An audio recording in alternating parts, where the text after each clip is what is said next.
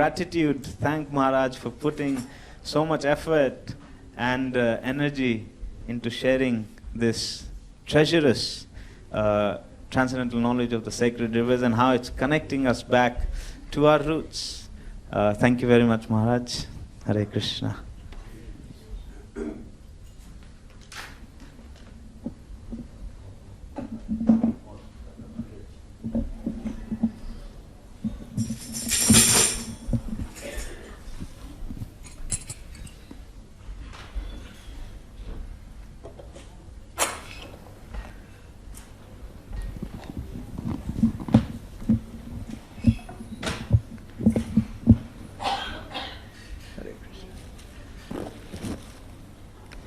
Hare Krishna.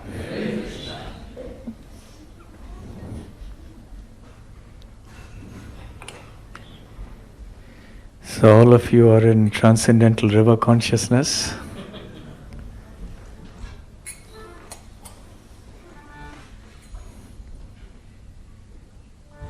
Jaya Radha Madhava Kunja Bihari Gopi Jana Vallabha Girivaradhari.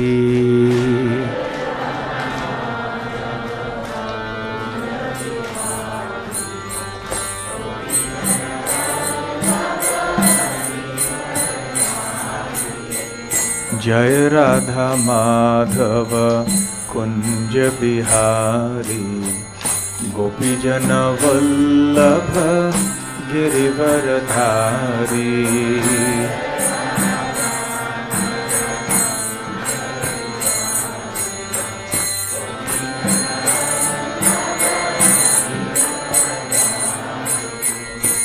Yashodanandana Brajajana Ranjana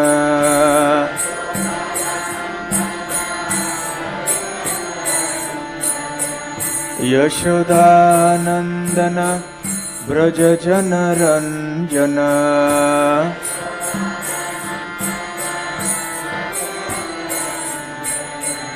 Yamuna Tiravanachari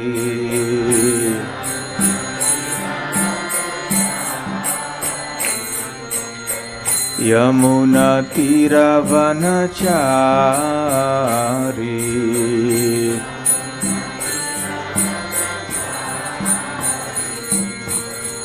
Jai Radha Madhava Kunja Bihari Gopi Jana Vallabha Girivaradhari.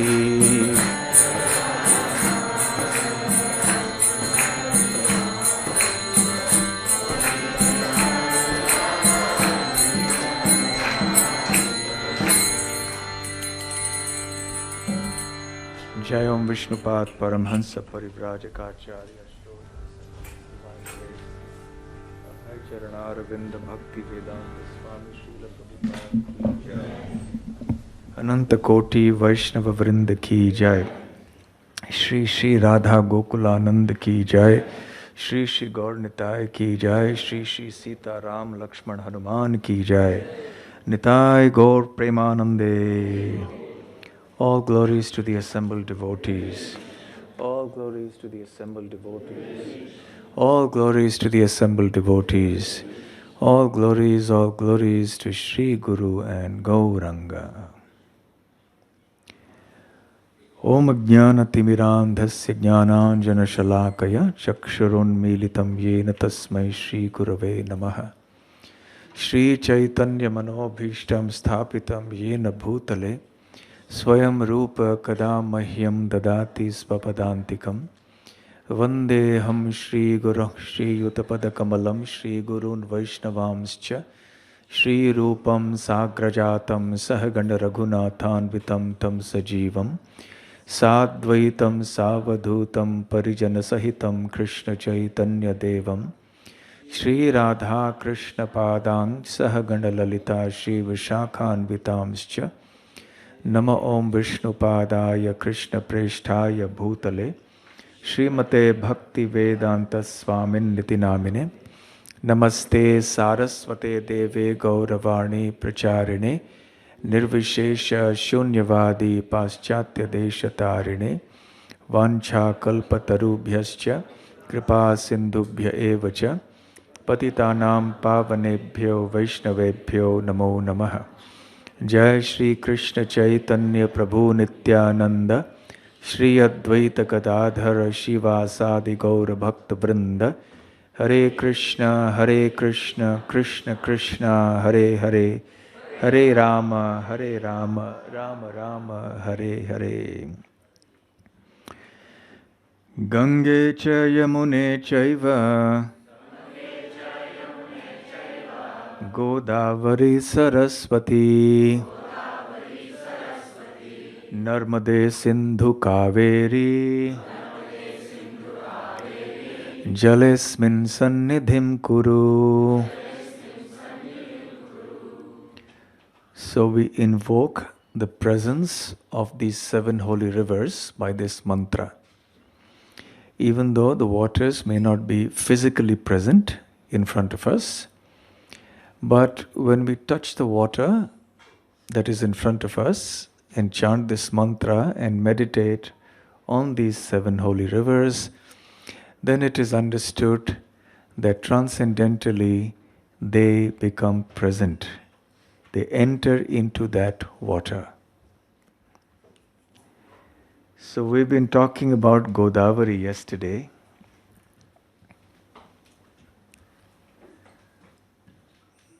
And we were almost through. You will remember that we mentioned that the origin of the Godavari river is at Brahmagiri mountain, near Trimbakeshwar, near the modern day city of Nasik. And we also saw that the Godavari is considered completely identical to Ganga. We also heard about the origin of the Ganga, of the Godavari, and how she appeared there by the grace of Lord Shiva, who dashed his matted locks of hair, which contained the Ganga, and then Ganga appeared there as well. And because it was through the agency of sage Gautam, so she is also called the Gautami Ganga. And as she flows down from there, she enters into the plains.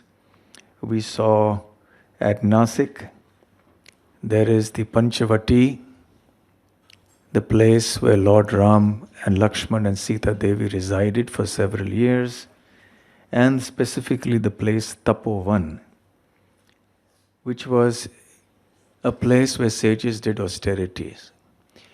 You see, for those of you who are interested in environmentalism, in Vedic literature and culture we find there were gradations of everything according to purpose. So even the forests were divided. Even till today, if you go into some villages, for example in Orissa, you will find there are some ponds, some lakes in the village that are divided according to purpose. One is only for bathing, the other is for cleaning your vessels and other things, the other is for the temple.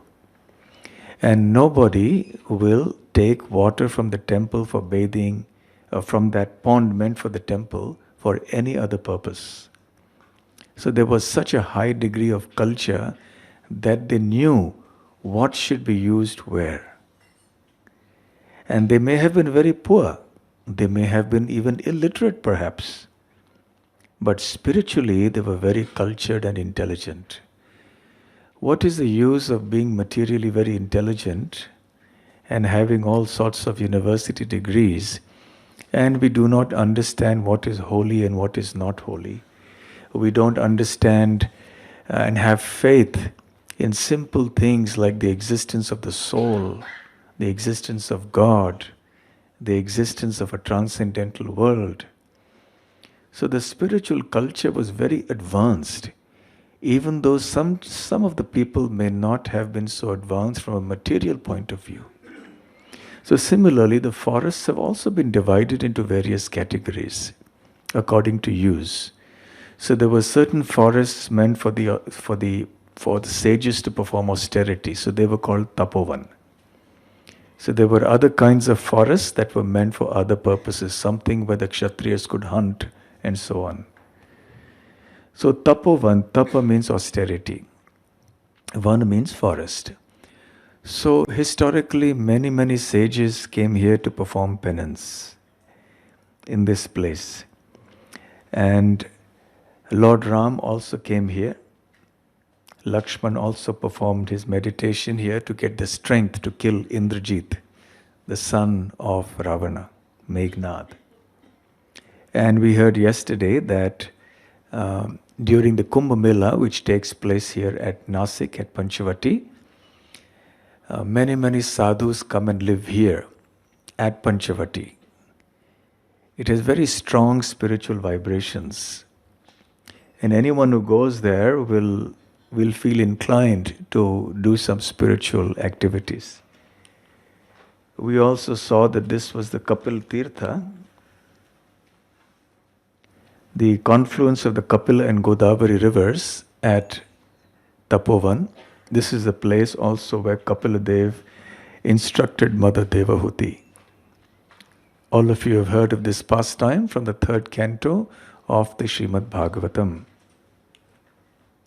We also saw yesterday about these different small kunds, and especially the Agnitirth Kund, where the original Sita was supposed to have lived for some time, and the Maya Sita, the shadow Sita, was the one kidnapped by Ravana. Parna Kuti, Parna means the leaf. So Lord Ram resided there in this region in a hut that was fashioned or made by Lakshman with logs of wood. And you see, Ram and Lakshman, they were very expert, even though they lived in the city, but they knew every single tree. And in the Ramayana also it's explained by Valmiki Muni that as Ram entered into the forest with Sita Devi, he would point out the various trees and the various flowers. So obviously he knew them. Lakshman also knew the art of making houses, cutting wood, even though he was a prince living in the forest, in the city. So he built a cottage for Ram and Sita here at this place, at Panchavati, at Tapovan. And this is also the place, as we saw yesterday, where Sita Devi was kidnapped by Ravana, the place where Shurparnaka's nose was cut off by Lakshman, and also the place where Ram single-handedly killed the 14,000 Rakshasas, the place called Janasthan. This is that Sita Gufa where Lord Ram instructed Lakshman to protect Sita while he was fighting with the Rakshasas. Then as the Godavari proceeds, she flows along. She comes through the state of Maharashtra and she flows into the state of Andhra Pradesh and Odisha. Then there are some beautiful waterfalls there called the Duduma waterfalls. She moves on into Andhra Pradesh and comes to the famous place called the Bhadrachalam. Those of you who attended the lectures on Ram Leela at the time of Ram Navami, you might remember this name, Bhadrachalam. What does this Bhadrachalam name remind you of? Who does it remind you of? Anyone who attended those lectures? Of a great devotee called Ram Das, and who not pilfered really is not the right word, who, let's say, diverted some money from the taxes that was supposed to go to the king into constructing a grand temple for Lord Ram and creating all sorts of beautiful clothes and ornaments for the lordships. And finally, the Sultan, who was a Muslim king, he discovered that and he put him in jail and he tortured him like anything. And eventually, heeding the prayers and seeing the pitiable condition of Ram Das, and just the night before he was to be executed, Ram and Lakshman appeared in the bedroom of the Nawab and they paid him all the gold coins and much more. And Ram Das was, of course, very grateful, but he composed many beautiful poems. In one of the poems, when he was still in prison, he started rebuking Lord Ram. Of course, he can do that because of the intense love. Ordinary people can't go and rebuke the Lord. That would be considered a big offense. But in intense devotion, such things do happen with exalted devotees. So we can't imitate such things. So Ram Das wrote poems in which he scolded the Lord, and he said, I've done so much for you. I diverted this money, which is ultimately your money. It doesn't belong to the Nawab or to any human being. It's your money. I diverted this money for building a temple for you and for getting nice clothes and ornaments for you. And look what you have done to me. Put me in jail and got me tortured. So where did this nice gold belt come from?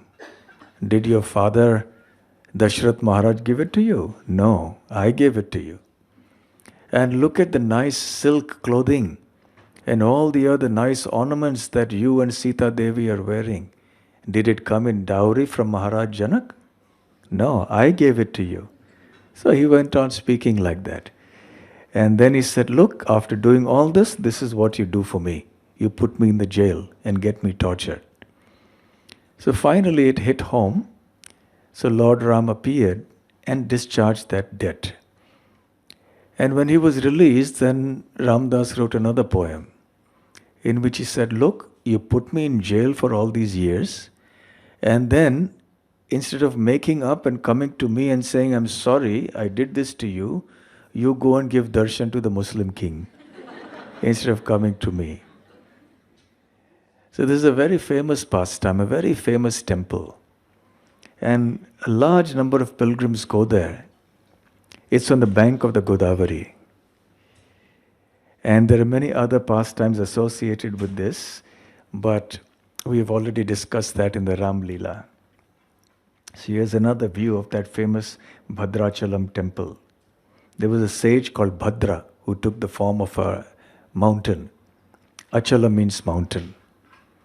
And you can see the Godavari in the background there. Vedavyas cave, as the Godavari flows along, there is a cave where the local people say Vyasadeva meditated. It's possible, although Vyasadev's cave is way up in the Himalayas in Badrikashram, but he could have arguably performed penance in so many places. So, this is the deity of Vyasadeva inside that cave that's on the banks of the Godavari. Near Vidyanagar, this is a view of the Godavari there. Sunset view of the Godavari river and bridge from the Rajamandri. Rajamandri is one of the probably the third or fourth largest towns in Andhra Pradesh now. It's called the cultural capital of Andhra Pradesh. This was where the Telugu language originated. It was originally called Rajamahendravaram and then somehow got corrupted to Rajamandri. And that's right in the banks of the Godavari. And the ISKCON temple is also exactly bang on the banks, and they have some ghats that go down to the Godavari. So last year, I had the good fortune of visiting this place. We went in a yatra, and all of us went down and had bath in the Godavari right down from the temple, the ISKCON temple there. And also, everyone went for a boat ride in the Godavari over there. And across the Godavari from where Rajamandri city is also another place. So this is Pushkar Ghat at Godavari. And is that the temple behind ISKCON? I'm not sure. It could possibly be the ISKCON temple building behind. I'm not sure about it. And across the river from where Rajamandri is, in a place called Kovur, we talked about it when we were discussing Lord Chaitanya Mahaprabhu's pastimes, travels through South India. So therefore we won't talk about it in detail now.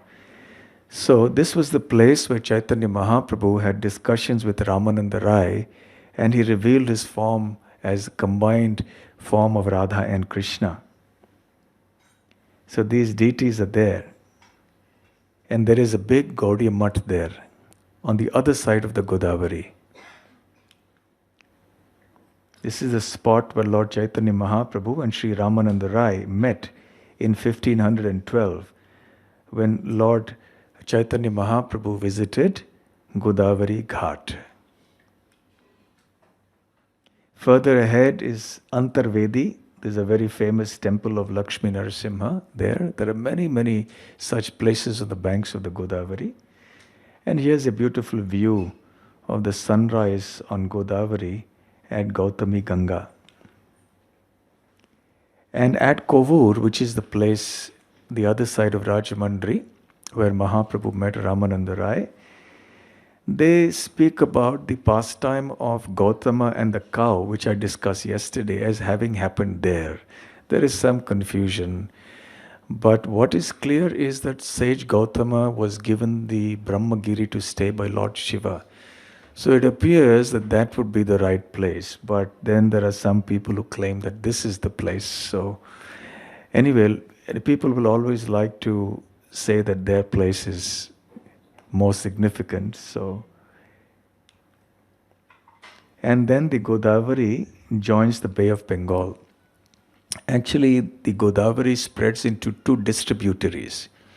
Again, coming back to our basic geography, you know the difference between a tributary and a distributary, right? What is a tributary? Which joins the main river. And what is a distributary? Which branches out from the river. So till the mouth of the river, you will find many tributaries joining a river. And when the when the river comes to the mouth, which means where it meets the sea, then it branches out, it starts branching out. And those are called distributaries, like the Ganga. So many distributaries.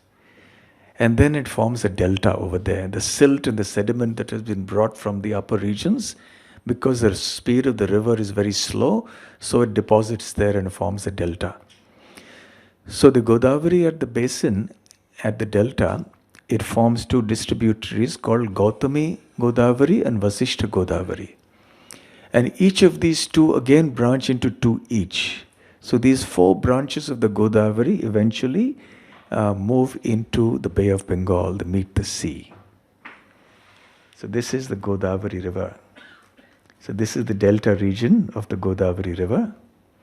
There's a certain charm, isn't it, when you look at water? Unless you're in the midst of a storm or a typhoon. The goddess Godavari at the Godavari Delta, her deity there. Now we'll talk about River Saraswati. Pardon me, I'm going a little fast because we had 4 days to cover many, many rivers, and I thought at least I should try to cover 6 or 7 of the main ones. So we have done Ganga, we have talked about Yamuna, we have talked about Godavari, and in the same order in that mantra, Gangecha, Yamunechaiva, Godavari, Saraswati. So now we come to river Saraswati. Saraswati is amongst the most often mentioned river in the Vedas, the original Vedas like the Rig Veda, and even in the other Vedic scriptures, including the Puranas and the Mahabharata and the Ramayana and so on. And it also happens to be one of the most mysterious rivers of all the sacred rivers, because we don't see it. We don't see her rather so much, except at a very small point. So there is a lot of contention and debate about her identity, about where she flows, which water is the Saraswati now, and which is the river bed that was formerly the Saraswati. A lot of debate going on amongst scholars. The word Saraswati is composed of 2 words, Saras and Vati. Saras refers to a lake, or basically any body of water. So it could also mean water. Vati or Vata, if it's male, it means full of. So Saraswati means full of lakes or full of water. In other words, she had an enormous quantity of water. So a river, any river that has a huge quantity of water can be called Saraswati. But then they also, certain specific rivers are also given that name, Saraswati. Just like we talked about the Ganga, the one who flows very swiftly, so many rivers flow swiftly. In that sense, you could call so many rivers as Ganga. But a specific river has been called Ganga. Similarly, a specific river has been called Saraswati. And she flows down. And as per the scriptures, she is a goddess, like all these major sacred rivers are. And as we've discussed in the previous days, that everything is personified in Vedic understanding. Nothing is impersonal. There are deities who predominate various areas like hills and forests and rivers and planets and so on and so forth.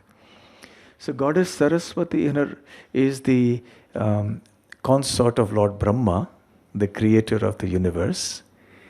She also has her origin in the spiritual world, in the Vaikuntha world, in Goloka Vrindavan. She's there in her original form. Time does not permit us to go into the deep ontology of the origin of Saraswati goddess. But she is popularly known in the form in which she appears in the material world as the goddess of learning, the goddess of education, and the goddess of music as well. She is seen playing the veena, which is an instrument. She plays many critical roles in the Lord's pastimes as well. And therefore in India, now that habit or that practice has diminished very significantly. But in most schools, children would begin the day by chanting prayers to Saraswati, the goddess of learning. And nowadays, because of this idea of secularism coming up, unfortunately, they have stopped it in so many schools.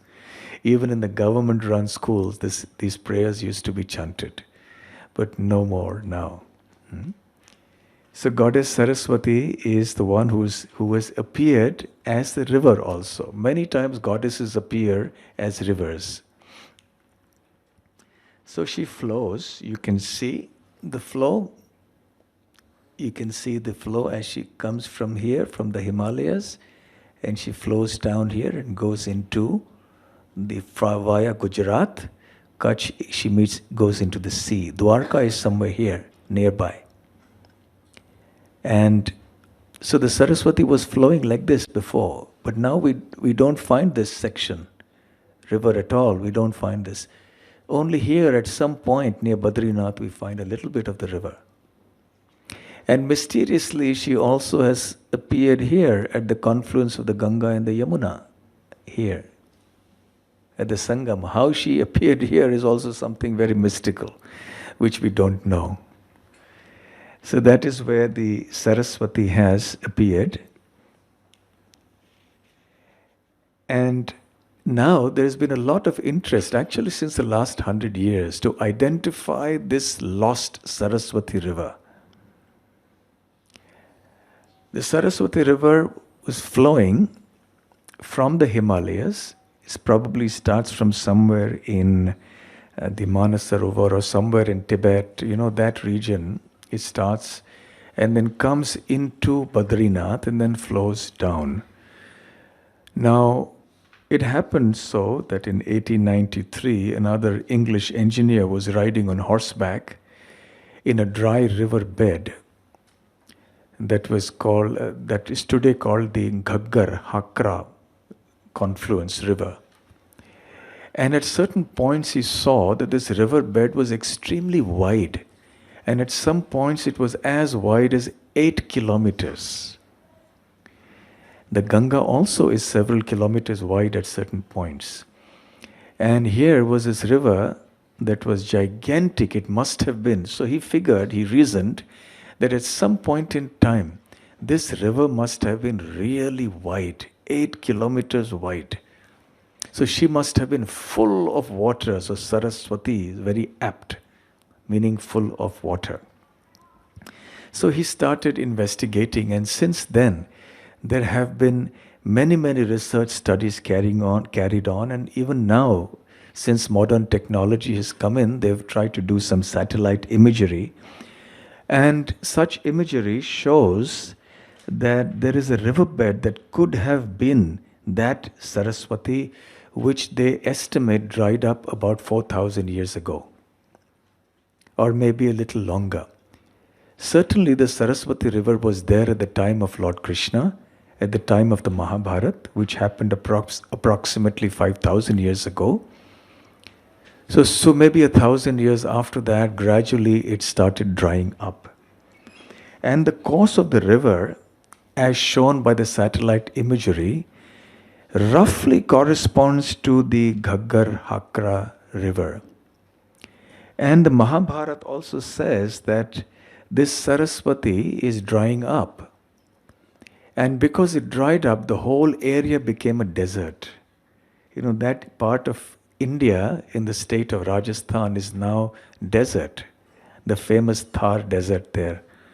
So it appears that the Saraswati river was flowing through that area. It wasn't a desert in those days.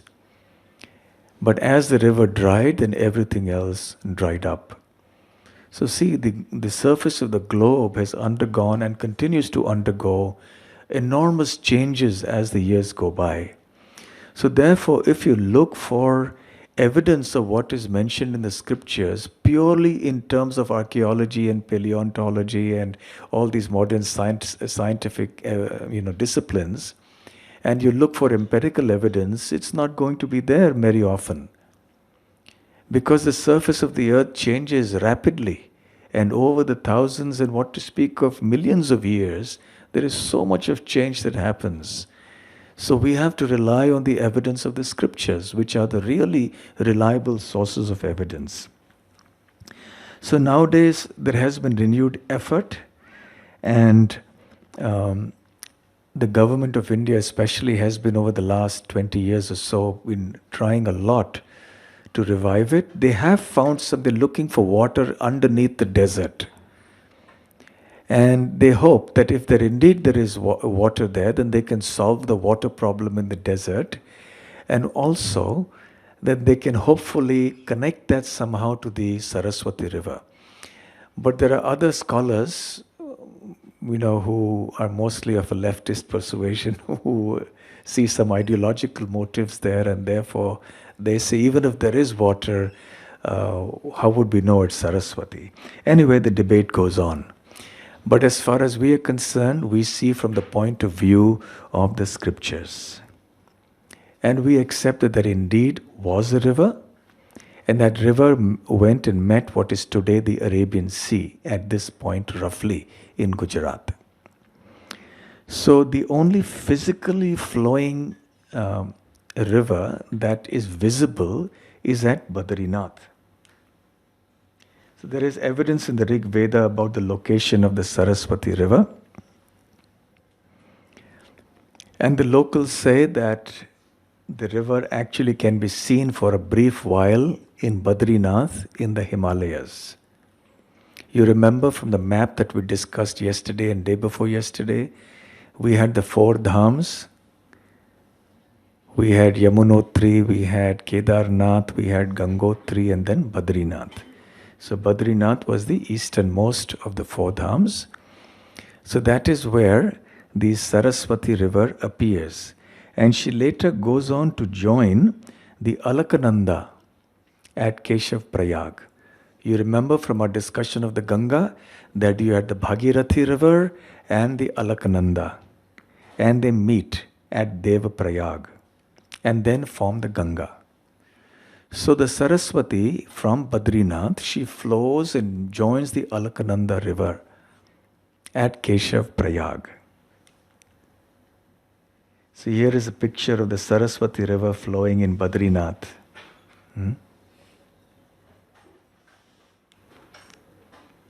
This is the cave of Vyas. I have a 3-minute video on how Saraswati flows there, but I'm only concerned that we have several other rivers to talk about and show you. But maybe we can do it. Is Saurabh here? Okay. Okay, we'll see. So anyway, just the pictures.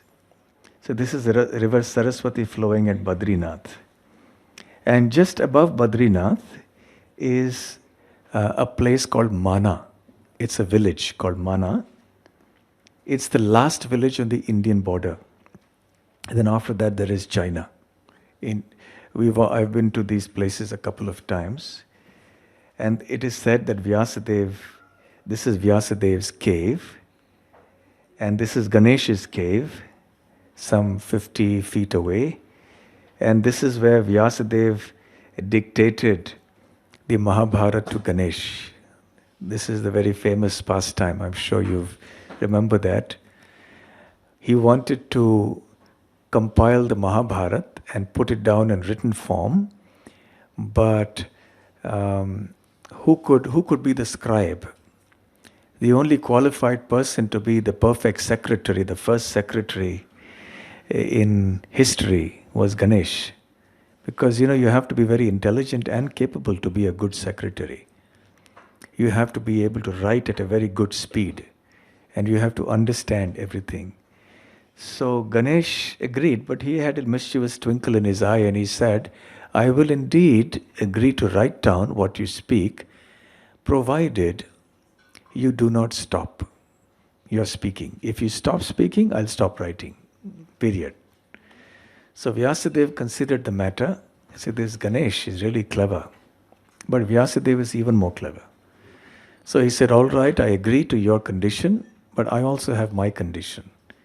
That you should not write down anything till you have actually understood what I have spoken. So when Vyasadeva wanted some time to think of what he wanted to speak, he would, to use modern cricket terminology, spin a googly. He would give a tough verse, and then Ganesh would be scratching his head to figure out the meaning. Meanwhile, Vyasadeva got some breathing space to compose the verses ahead. And in this way, by the cooperative effort of Vyasadeva and Ganesh, the Mahabharata was compiled.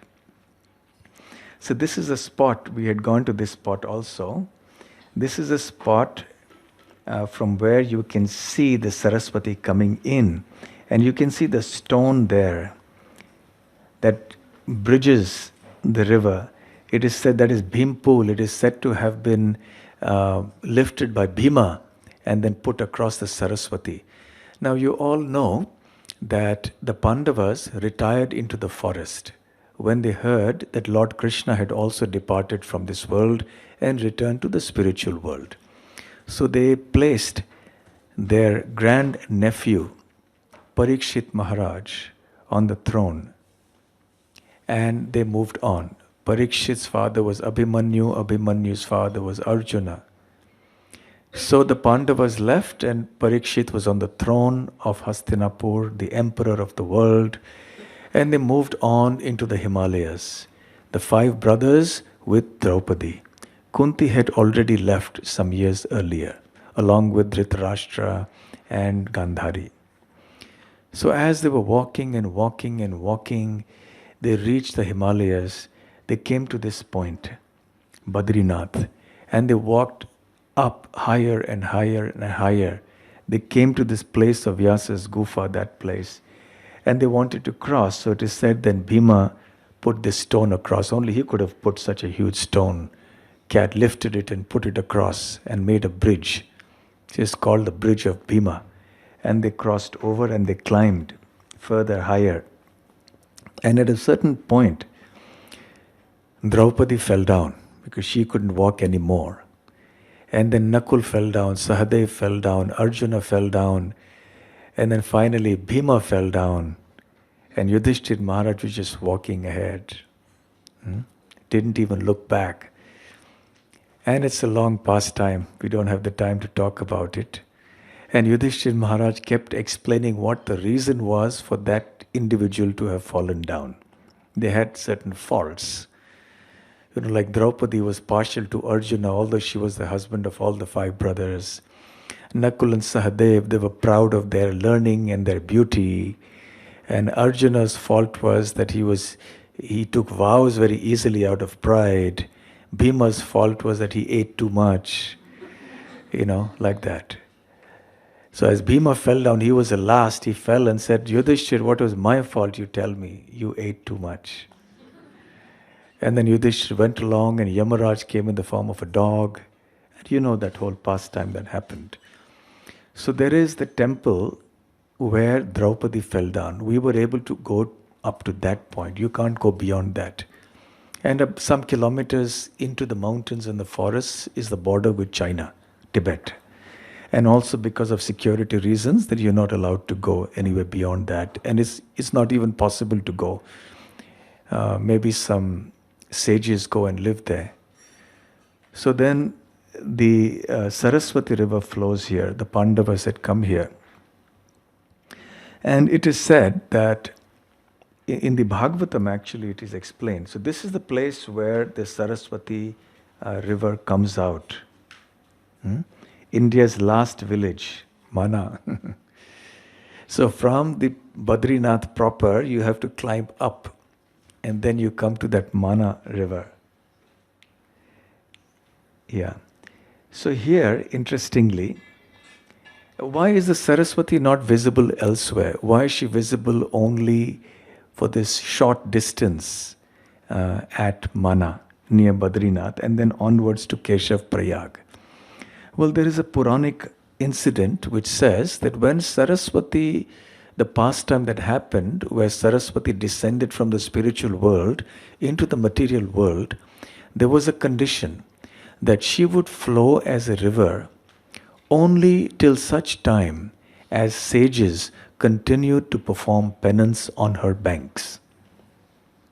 And in Kali Yuga, because there are hardly any sages and hardly any river banks left, only money banks now, and no more sages performing penances on her banks, so she has practically disappeared.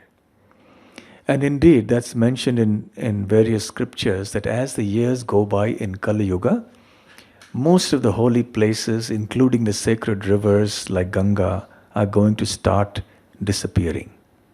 They're going to start diminishing. And they will become unmanifest. They will become invisible to ordinary eyes. So Saraswati is still there, but not visible to us, to our ordinary eyes. More and more places will become inaccessible to human beings as Kali Yuga goes on. We see that even in Dwapar Yuga, there were certain places that were not accessible. When Bhima wanted to go to get the Saugandhika flower for Draupadi, he was stopped at a certain point. And also we know from the Yaksha pastime, Yaksha and Yudhishthira had so many questions, answers and so on. So they were prevented from going up because there were the regions that were inhabited only by certain higher powers than human beings. So beyond a certain point, you're not allowed to go. So that access point is going to get further and further diminished. And we will not be able to access these portions. You remember when speaking about Badrinath, I spoke about Joshimath and the deity of Lord Nrsimhadev there, that he is resting on his arm. And the arm is very slim and is getting slimmer and slimmer. And when it cracks, then the mountains will fall up there, it will collapse, and access to Badrinath will cease for the rest of Kali Yuga. So that is slowly what's going to happen. So more and more important that we preserve these places at least for whatever number of years that they will live, so that these generations that will come, all of us can take benefit from these holy places. It is also said in the Skanda Puran that the Saraswati river originated from the water pot of Brahma, and she came from the Himalayas, from Plaksha. The Plaksha is actually a peepal tree. So at some point in the Himalayas she has originated. We don't know exactly from where. Now, the place where Vyasadev's ashram was, that's mentioned in the first canto of the Srimad Bhagavatam. It is said that Vyasadev performed his meditation and austerities at a place called Shamya Prasa. And that is where he meditated and he lived. Now, in the Bhagavatam, it is said that this is on the western bank of the Saraswati. But the Vyasadev's cave that we find here, this is on the eastern bank of the Saraswati. Now, this is a mystery. So, the only explanation is that the original cave of Vyasadev, which is in Uttar Badri, is not visible to us. It is not accessible to us. So what is accessible is probably the expansion of it. Similarly, the real Saraswati probably not visible, the expansion is something visible to us. So anyway, so the Saraswati continues to flow down from Badrinath and she reaches the confluence with the Yamuna and Ganga. And invisibly she meets there. And Saraswati can be perceived only through the mouths of the sages who speak about her at the Triveni Sangam at Prayag.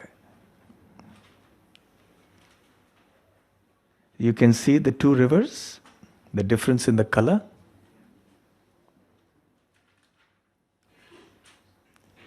So it was on the banks of the Saraswati that Krishna sat down after the Yadus got into a fratricidal battle. Again, the disappearance pastime of Lord Krishna is something that's described elaborately in the 11th canto of the Srimad Bhagavatam and briefly in the first canto. So he got the Yadus, members of the Yadu dynasty, to quarrel amongst each other at a place called Prabhas Kshetra. And then, by his arrangement, the Yadu dynasties were to depart from this world before his departure. So when that happened, then he went to the banks of the Saraswati and sat down. That is where Uddhava came to him. He gave the parting instructions to Uddhava. Then Uddhava Gita happened. And then he moved on to Badrikashram. So the Saraswati river was flowing along all the way from Badrikashram to this place on the banks called Narayana Saras. So Uddhava got the Uddhava Gita here on the banks of the Saraswati, and then he went up all the way to Badrikashram. And that was where, on the way at Vrindavan, he met Vidura. And the famous dialogue between Vidura and Uddhava happened there in Vraj area. And this is also where Lord Krishna met Maitreya. And you can see Maitreya in the background there. It is also the place, the bank of the Saraswati, where Kardama Muni performed austerities, as mentioned in the Srimad Bhagavatam. It was also the place where Prithu Maharaj performed his sacrifices. Parshuram also performed austerities on the bank of the Saraswati river. Lord Balaram also visited Saraswati when he was on pilgrimage. And the famous discussion amongst all the sages when they wanted to determine who amongst Brahma, Vishnu and Shiva was supreme happened here, and then Bhrigu was chosen and he was sent to investigate and come back with a report. And Bhrigu's conclusion was that Vishnu is supreme. So that whole assembly happened at the bank of the Saraswati river. And before we see the video, I have an interesting tidbit of information. So, Saraswati, there's a connection with Persia and Croatia. Anyone from Croatia here? I read this in an article in Dandavats written by one devotee. So this information I'm giving you from that article. The Croatians call themselves as Hrivati. Hrivati. Yes, you're from Slovenia, Lindraj. Yes, isn't that so? So the Croatia is very close to Slovenia, so they call themselves Rivati. Now Rivati has its roots in Persian, in the Persian language, from Persia or what is modern day Iran. So Rivati can be traced back to the Persian Haraivati, which is actually a corrupted form of Saraswati. Okay? And the Persians somehow in their language, they substitute the S for the H. For example, in Sanskrit it's Swaha, referring to the sun, they call it Hwah. Or the Sapta Sindhu, they call it Hapta Hindu. So the river in Hindi or in Sanskrit, Saptaha, 7 days a week, they call it Hapta. So in India today it's called Hafta because the S is omitted, is silent. Similarly, the river Sindhu, Indus River, they called it Hindu. That's how the word Hindu originated. We'll talk about that when we come to the river Sindhu. So therefore, the rivers in Iran, Haraivati and Harayu, are Saraswati and Sarayu. So you have the equivalent there. Sarayu, of course, is near Ayodhya, but the names have come from there.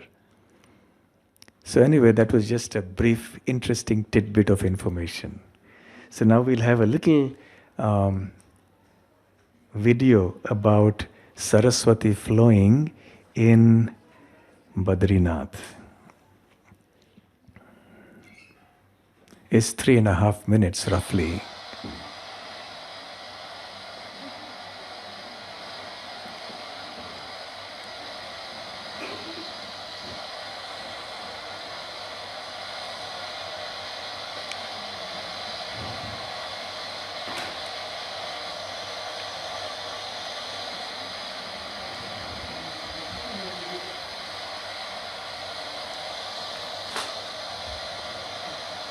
You can fast forward a little bit. Fast forward a little bit. Okay. Okay, it's fine, I think.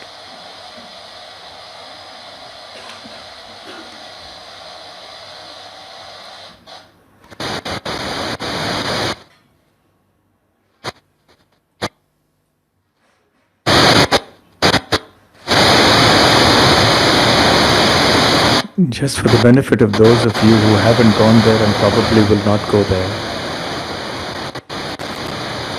at least you can have darshan of Saraswati and fold your hands. Saraswati, Saraswati, Hey Saraswati.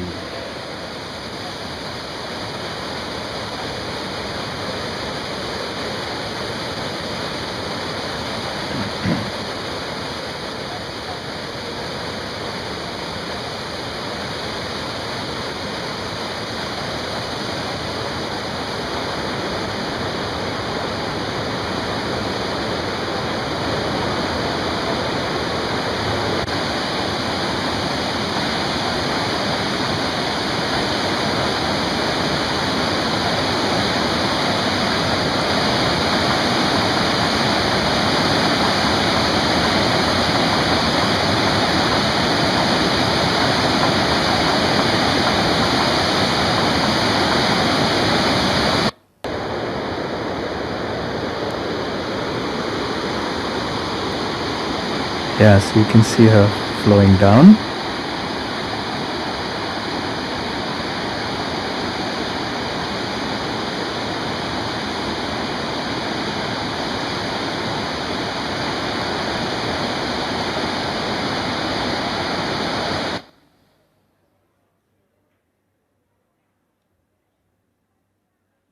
We there? Yeah.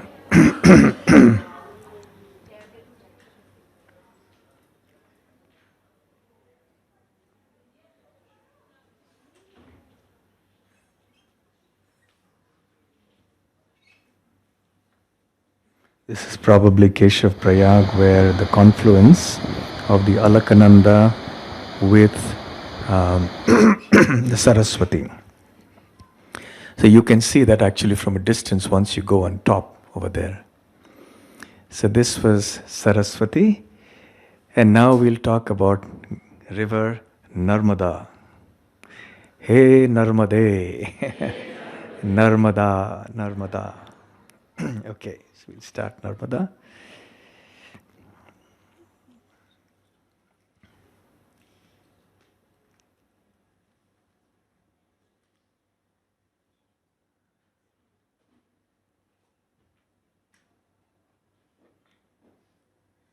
So Narmada is the 5th largest river in India and the 3rd largest amongst the rivers that flow only in India. Because the Indus flows into modern day Pakistan, the Brahmaputra flows into China, from China and Tibet as well, into Bangladesh and so on. It's the largest west flowing river. It's 1312 kilometers long, and its source is the Narmada Kund in the Amarkantak Plateau. It's also known as Reva because she leaps through the rocky bed. She's known also as Purva Ganga. She's known as Shankari, meaning the daughter of Shankar or Lord Shiva. Traditionally, she forms the border between North and South India.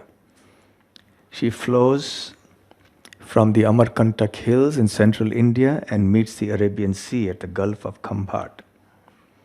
So this is the course of the river. There are some west-flowing rivers in the peninsular area. Actually, the Deccan Plateau of the whole peninsular India, it slopes from the west to the east. So most of the rivers in peninsular India will also flow from the west to the east and empty out into the eastern sea, which is the Bay of Bengal. However, there are some rivers, like the Narmada, the Tapti, which don't flow exactly on the surface of the plateau, but they flow in certain ridge valleys that are inclined towards the western coast. So they flow in the opposite direction. And you have the very interesting case of the Godavari, which we just discussed, which starts from Brahmagiri, not too far from Narmada. And they flow almost parallelly for a pretty long distance. And both of them flow for a very long distance, and they flow in opposite directions. Very interesting.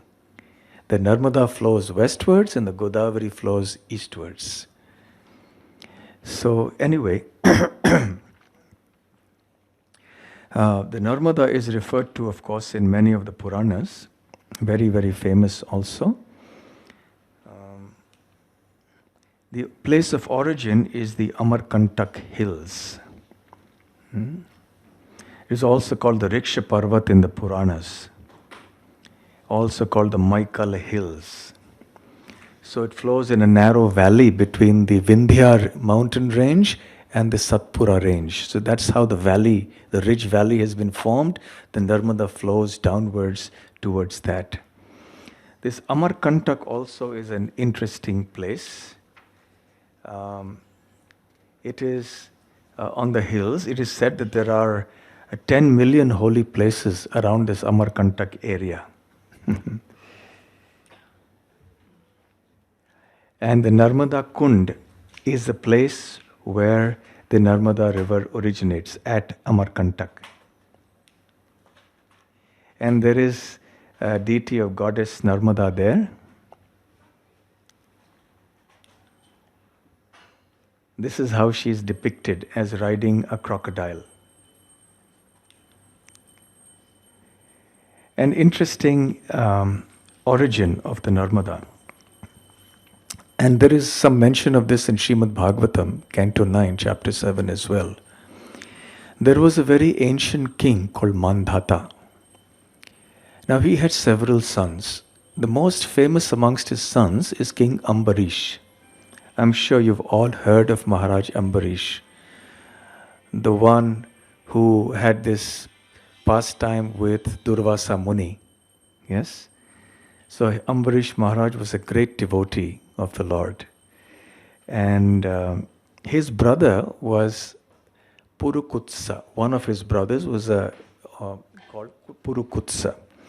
Now it so happened, according to the Puranas, including the Bhagavad Puran, the Srimad Bhagavatam, that the Gandharvas, one Purana says 60 million of them, they invaded Nagaloka, which is in the nether regions, the place of the Nagas or the serpents. Its way into the oceans. An interesting connection to the mermaids that are known on different lands. The Nagas are like the mermaids, you know. The history or legends of mermaids are through everywhere. They have the body of a human and the torso of a serpent. And they are found many times here and there. Even in Europe, you have many legends of mermaids, yes? Because they're all there in the nether regions somewhere. Anyway, that's another topic. But so the Gandharvas invaded the Nagaloka and they conquered it and they took possession of their kingdom as well as the treasures. So the Nagas went for protection to Lord Vishnu. So Lord Vishnu told them, you go to this king Purukutsa and he will help you. So the Nagas asked their sister, whose name was Narmada, to go and ask King Purukutsa for help. So Purukutsa agreed, and Narmada led him. She flew and she led him to the Nagaloka. And there Purukutsa, being empowered by Lord Vishnu, was able to defeat all the Gandharvas. And the Nagas got their kingdom and their treasures back. And being grateful, the Nagas said that whoever hears this story of Narmada leading Purukutsa into Nagaloka need not ever fear the venom of snakes. So you're all free from snake bite now. No longer fear any snakes and snake bites. Interestingly, I should tell this to our devotees who live in farms and our farm projects and so on in India. So one can remember Narmada and become free from snake bite. So River Narmada, the etymology of the name, of course, is that it's very interesting. Narmadayini. Narma refers to happiness. Dayini means one who gives. So she is the bestower of transcendental happiness. The word Narma also means tenderness.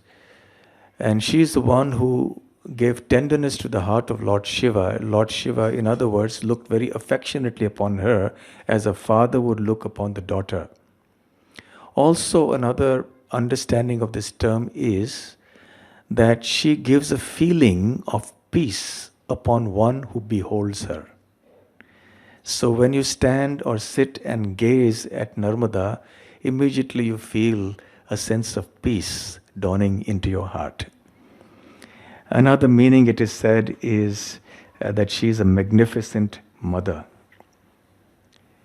Now, interestingly, this is the only river among all the major rivers of which pilgrims do an entire circumambulation or a parikrama.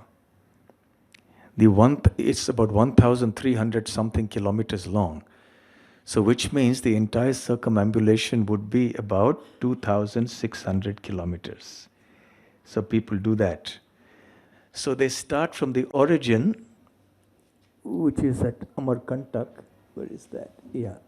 And they go all the way down, because you have to keep, whenever you circumambulate, you always keep the respectable entity you are circumambulating on your right. So you start the circumambulation. If you're going from the source to the mouth, then you will go on the southern side and you'll perform the parikrama like this, and you should never cross the river when you're performing the parikrama. Narmada parikrama is very famous. Many people do it. It takes months and sometimes years, and they may do it in installments also. So they come from the southern side. If you start from the mouth, from the source, you come here all the way to the place called Bharuch, which is a town in Gujarat. Then you go in the sea and then cross from the sea, come to the other side, the northern bank. And now you go up again all the way till Amarkantak, turn around, and that's your parikrama. Or you could start from the ocean, from the sea. Then start from the northern banks, go along like this, come around and end here at the sea. So there are many people who do that. And there are numerous pilgrimage sites along the river. And we'll see some of them as we go on. So this is also an interesting thing, how people very faithfully do this parikrama, so we can understand how sacred this river is. And here's an interesting pastime of the origin of Lord Shiva. As he sat meditating one time, his intense concentration made him break into a sweat. As it rolled down, it got collected in a tank. Eventually, this overflowed as the Narmada or Shankari, Shankara's daughter. Now, a reminder, Lord Shiva's perspiration is not like ours. His perspiration is transcendental. Lord Shiva's body is also transcendental. It's not ordinary. So this is very sacred. So it eventually got collected into this tank, it overflowed, and it became Shankari.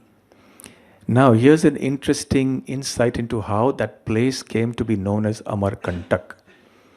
Now this daughter of Shankari, because she was Shankar, or Lord Shiva's daughter, she was exceptionally beautiful.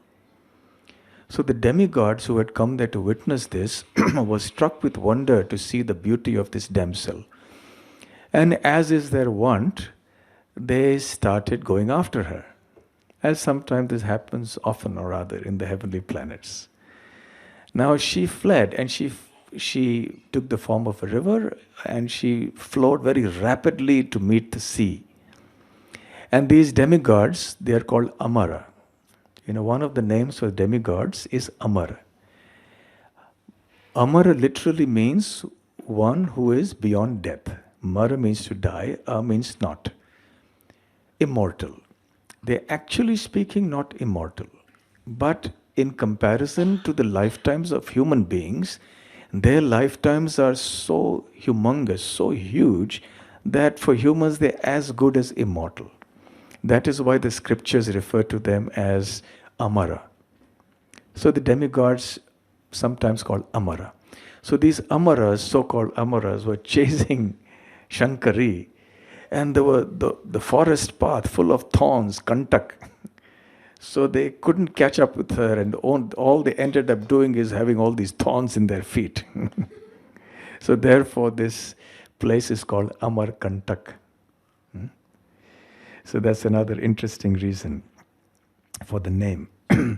So Amarkantak, as I mentioned, is also a place that has many, many holy places there. And Dattatreya, the incarnation of the Lord, combined incarnation of Brahma, Vishnu and Mahesh, he performed his penances here. And what is interesting also, it's mentioned here, every pebble on the riverbed is supposed to take the shape of a Shivalinga. And these are the pebbles that are found naturally on the riverbed. Now you may wonder why it's called a Banalinga. And the history goes back to a personality who is also described elaborately in the Srimad Bhagavatam. His name is Banasur. Banasur was the son of Bali Maharaj, who was the son of Virochan, who was the son of Prahlad Maharaj. So Banasur was a descendant of Prahlad, the great devotee. But nevertheless, Bana became an Asura. Therefore he is called Banasura. Now he was a great worshipper of Lord Shiva. So he came here to Amarkantak and he performed very severe austerities, and he also worshipped millions of these Shivalingas. And therefore these Shivalingas are called Banalinga or Bana Shivalingas. And you will find that these self-manifested Shivalingas are worshipped everywhere, wherever in different temples in India, you will find these Shivalingas here. Banasura's daughter Usha, she eventually married Aniruddha, who was the son of Pradyumna, who was the son of Krishna in Dwarka. So Banasura became a family member of Krishna's in this way. So anyway, this is regarding the origin of the Narmada in relation to Lord Shiva. But also there's another Puranic pastime about the origin of the Narmada, which is that Brahma one time shed two tears, one from two teardrops. One teardrop became the Narmada, feminine, and the other became the Son, male. Both became rivers. Another account is that a marriage was fixed between Son and Narmada. Now there are various accounts in the different Puranas. Some say Son wooed her, some say he went to her father. In any case, the marriage was decided. As Son was approaching Amarkantak, where Narmada was, Narmada sent out her hairdresser Johila to check him out. Just see how he is. He's my groom. What does he look like? What is he? So Johila, she went there. It so happened that Son became enchanted with Johila instead. And Narmada understood this and she became furious. So she started flowing. She went away from Son in the opposite direction, and that is why she took a westward course to meet the sea. Meanwhile, being rejected and being very dejected, the Son then flew, or he moved in the opposite direction. And therefore you see here the river Son. No, I can't see. You see the Son here? It starts from very close to Amarkantak. This is Amarkantak where the Narmada starts. And from here, very close by, the Son river starts. He fled eastwards and joined the Ganga. Became a very prominent tributary of the Ganga. So anyway, that's another pastime for the origin of the Ganga. And here's another one that's given in the Puranas. This was told by Markandeya Rishi to Yudhishthir Maharaj. When the Pandavas in exile came to the bank of the Narmada, they met Markandeya Rishi, who was performing penances there. And they asked him about the origin of the Narmada. And he narrated this pastime, that Pururava was asked by so many people to perform austerities and request Lord Shiva to bring Narmada down from the heavenly planets. I mentioned briefly the other day that some of these sacred rivers flow also in the higher planets of the universe. And then they're brought down by some transcendental arrangement. So just like Ganga and Yamuna were brought down, similarly Narmada was also brought down like that. So Shiva agreed to the proposal and he requested Narmada to come down to the earth. But she said, then who will bear the force of my flow? I need some mountain. And then Shiva came to the mountains and asked.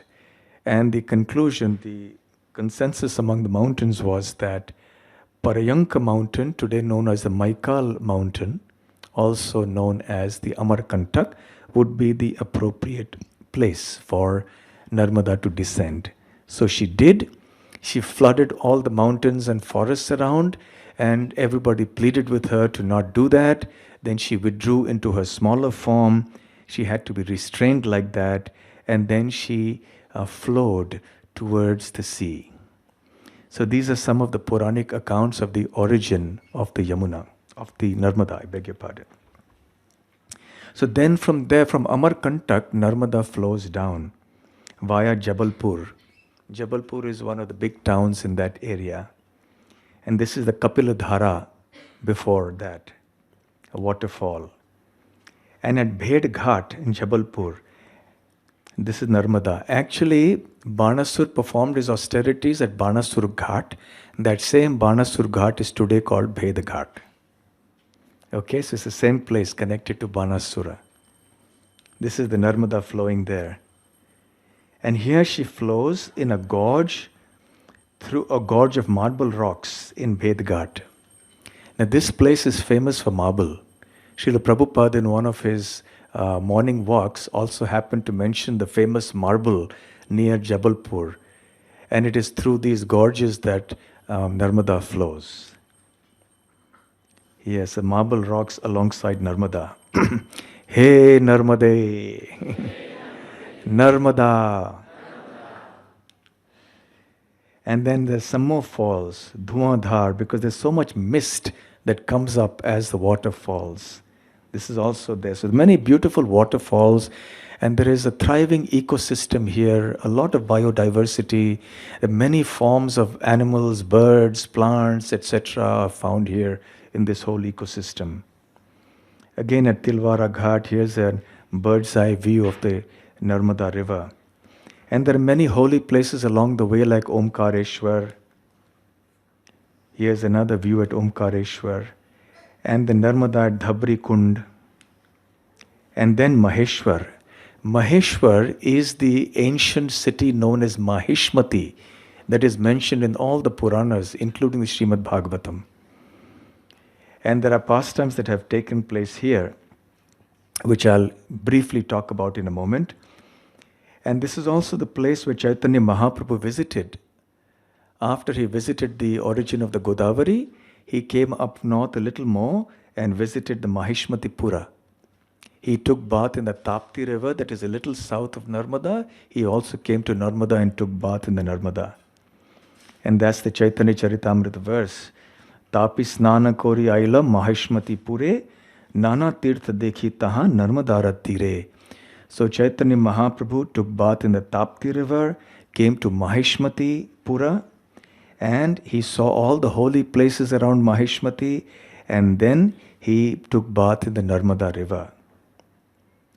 So this was the place where Kartivir Arjuna, a great powerful king who had 1,000 arms, he defeated Ravana. One time, to amuse his queens, he stopped the flow of the Narmada with his 1,000 hands. And so downstream, it was a dry riverbed because the flow had been stopped. So Ravana came there later, not knowing what was happening upstream, and he started doing his Shiva Puja and all his paraphernalia there. And once the amusements of the queens of Kartivir Arjuna were over, so he let go and the water flowed and washed away all the puja paraphernalia of Ravana, who was enraged. And he came upstream to look at who was responsible. And he attacked Kartivir Arjuna, but Kartivir easily subdued him and defeated him, humiliated him actually. And then on his 10 Kamadhenu of the sage, when Parshuram, the son of Jamadagni, came and he heard about this, he was infuriated. He came to Mahishmati Puri, right here on the banks of the Narmada, and he killed Kartivir Arjuna. And from there, he went on a campaign to kill the Kshatriyas 21 times over. So that began here. This shows Parshuram killing Kartivir Arjuna. So coming now to more sober matters. Many people bathe in the Narmada. It's a very, very holy place. And even the Ganga, it is said in the Puranas, or one folklore says that she comes as a black cow to purify herself by bathing in the Yamuna. Lord Ram came here, and Bhrigu Rishi came here, Kapila Dev came here, Markandeya Rishi came here, Chaitanya Mahaprabhu came here. And you see the Narmada Arati, just like you have Ganga Arati, Yamuna Arati, they have Arati of the Narmada at Jabalpur. It's a very beautiful sight, these Aratis of the holy rivers. Bhrigu Rishi at the mouth, the confluence of the river with the sea, there is a temple where Bhrigu Rishi presides, and this is his deity. Shri Shri Radha Gokulananda ki jai, Shri Shri Gaur Nitai ki jai, Shri Shri Sita Ram Lakshman Hanuman ki jai. So now the Narmada meets the sea, and thus she continues to flow to bestow her blessings upon us. Unfortunately, I have not been able to talk about Sindhu and Kaveri and many other rivers like the Krishna, the Brahmaputra, and other rivers. But at least we were able to cover these 5 rivers. Gange cha Yamune chaiva Godavari Saraswati Narmade Sindhu Kaveri Jalesmin Sannidhim Kuru. Thank you very much. Shri Shri Radha Gokulanand ki jai, Srila Prabhupada ki jai. Gaur Premanande. Hare Krishna. Hare. His Holiness Bhakti Rasamrita Swami Maharaj ki